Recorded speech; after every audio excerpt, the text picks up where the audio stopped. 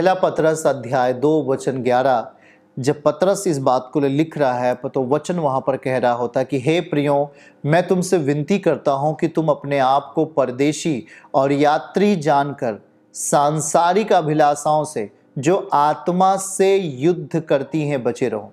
आत्मा से युद्ध करती हैं, युद्ध करने वाला शैतान है जो आपके जीवन को युद्ध के माहौल में ले जाता है जहाँ पर आप हार का सामना करते हैं। यहाँ लिखा है कि सांसारिक अभिलाषा यह एक शैतान के द्वारा तैयार की गई एक योजना होती है जिसमें बहुत सारे लोग फंसते हैं। जैसे कि मछली को फंसाना हुआ तो हम जाल के माध्यम से या हम बंसी डाल करके उस बंसी में कुछ न कुछ हम लगा करके हम मछली को फंसा लेते हैं।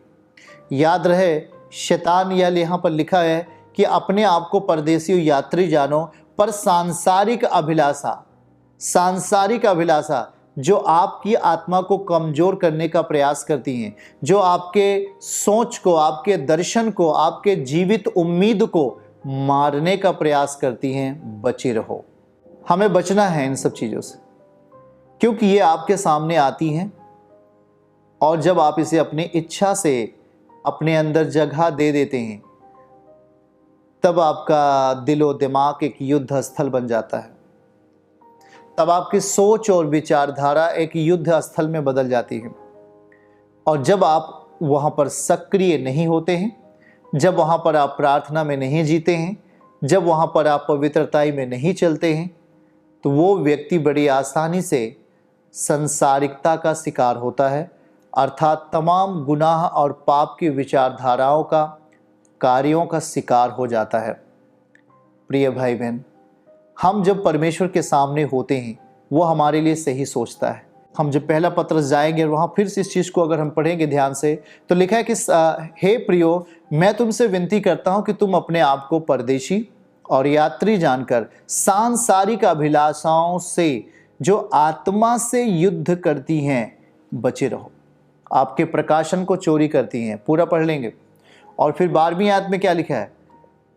अन्य जातियों में तुम्हारा चाल चलन भला हो, इसलिए कि जिन जिन बातों में वे तुम्हें कुकर्मी जानकर बदनाम करते हैं वे तुम्हारे भले कामों को देखकर उन्हीं के कारण कृपा दृष्टि के दिन परमेश्वर की महिमा करें। तो विषय पहला ही है 11वीं, आपके सांसारिकता का जीवन आपकी आत्मा से युद्ध करके आपके प्रकाशन को, आपके दर्शन को और बहुत ऐसे सेंस को जो परमेश्वर से आपके जीवन में मिलता है उस स्थान को चोरी कर लेती।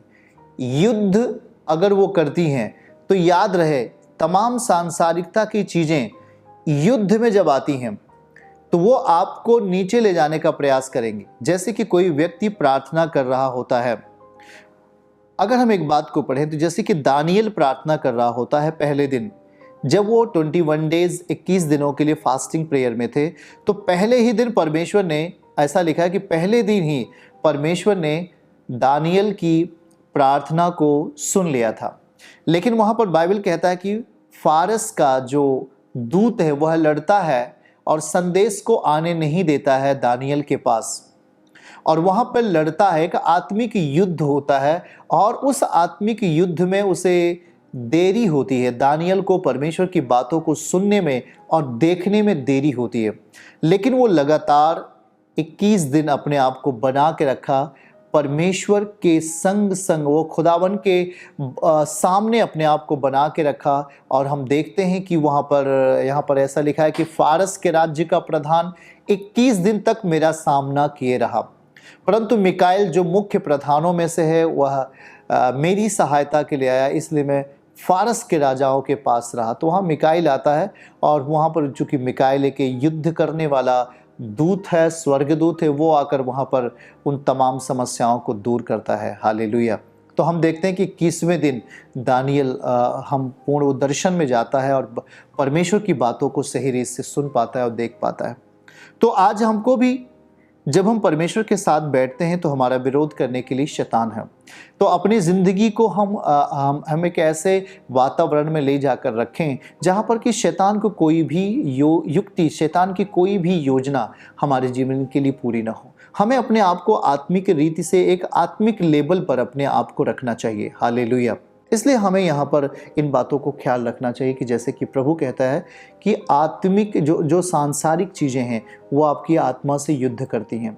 तो अनुमति हमें क्या देना चाहिए? पहला पत्रस 2 अध्याय का 2 आयत में है कि नए जन्मे हुए बच्चे के समान निर्मल आत्मिक दूध, नए जन्मे हुए बच्चों के समान निर्मल आत्मिक दूध की लालसा करो। ये हमारा उद्देश्य होना चाहिए, ये हमारा उद्देश्य होना चाहिए। नए जन्मे हुए बच्चों की नए निर्मल आत्मिक दूध की लालसा करो ताकि उसके द्वारा उद्धार पाने के लिए बढ़ते जाओ। अगर हमें सांसारिकता का लालसा है तो वो हमें विनाश की ओर लेके जाती है। अगर आप एक विश्वास करने वाले एक विश्वासी हैं तो आपको ये हमेशा इच्छा होनी चाहिए कि हमें निर्मल आत्मिक दूध मिले, मतलब परमेश्वर का वचन, परमेश्वर की संगति, उसकी कलीसिया के साथ हमारी संगति, प्रार्थना के साथ संगति, परमेश्वर के साथ बैठने की एक संगति, निर्मल आत्मिक दूध की लालसा करो। हालेलुया। और जब आप इस दशा में जीने के लिए अपने आप को आगे लेके चलते हैं तब परमेश्वर आपके जीवन के लिए चौथी आयत महत्वपूर्ण हो जाती है। वहाँ पे चौथी आयत महत्वपूर्ण हो जाती है, आपकी ज़िंदगी बहुमूल्य बनती है। वहाँ लिखा है कि उसके पास आकर, मसीह के पास आकर, खुदावन के पास आकर, जिसे मनुष्यों ने तो निकम्मा ठहराया। मनुष्य कभी नहीं कहेगा आप बेहतर हो रहे हो, वो निकम्मा ठहराएगा। परंतु परमेश्वर के निकट अगर आप परमेश्वर के निकट हैं तो परमेश्वर के निकट आप एक चुना हुआ और एक बहुमूल्य जीविता पत्थर है।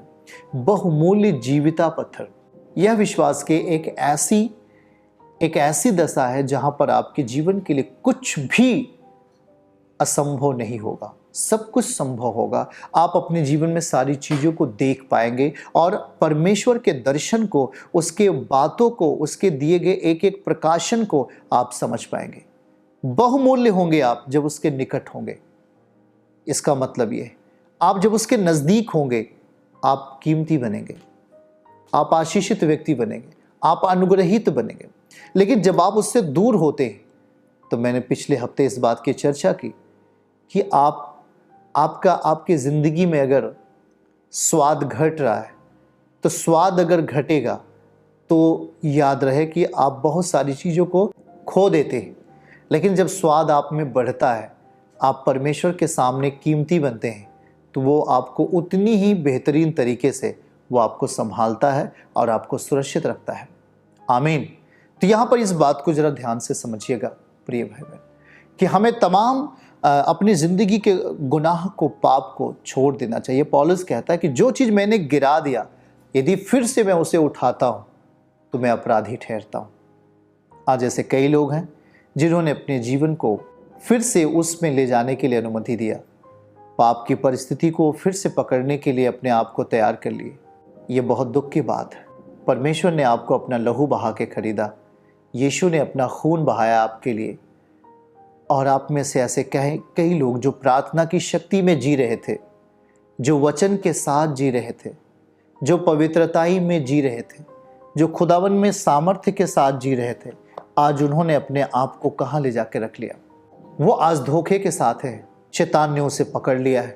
आज वो नशे में है, आज वो व्यभिचार में है, आज उनमें कुछ भी जीवित उम्मीद नहीं है, आशाहीन हो चुके हैं। ये बुरा है उनके लिए, लेकिन धन्य है वे जिन्होंने आज इस दशा में भी अपने आप को मसीह के साथ बरकरार रखा है। आप धन्य के स्थिति में गिने जाएंगे। आपकी ज़िंदगी के देखो, याद रहे, हम जब अपने जीवन को आगे लेके चलते हैं तो ऐसा नहीं है कि हमारे लिए कुछ भी सही चीज़ें नहीं आती। जब हम अपने आप को स्थिरता में लेके चलते हैं तो परमेश्वर की सामर्थ हमारे लिए नियमित हो जाती है। ये नहीं कि आज है तो अब 10 महीने बाद प्रभु मेरे लिए प्रकट होंगे। नियमित, डेली वो हमें संभालते हैं। हर पल, हर घड़ी, हर सेकंड वो हम पर नज़र रखते हैं। तो कितनी बेहतर बात है, कितनी सामर्थ्यपूर्ण बात है कि हमारा जीवन परमेश्वर के सामने है। बशर्ते ये है कि आप अपनी मर्जी से जी नहीं सकते। हमें परमेश्वर की मर्जी पे जीना होगा। हमें उसकी शक्ति के अधीन, उसके वचन के अधीन अपने आप को लाना होगा। ताकि हम अपने जीवन में परम पिता की शक्ति को, उसके दर्शन को, उसके अभिषेक को, उसके बल को, उसकी उपस्थिति को हम अपने जीवन में देख सकें। चर्च की सभी प्रार्थनाओं को और परमेश्वर के दास के द्वारा टीचिंग सुनने के लिए और अपडेट्स को जानने के लिए हमारे इस चैनल को सब्सक्राइब करें और साथ में बेल आइकन को जरूर दबाएं ताकि जब भी लाइव प्रार्थना हो तो सबसे पहले आप देख सकें।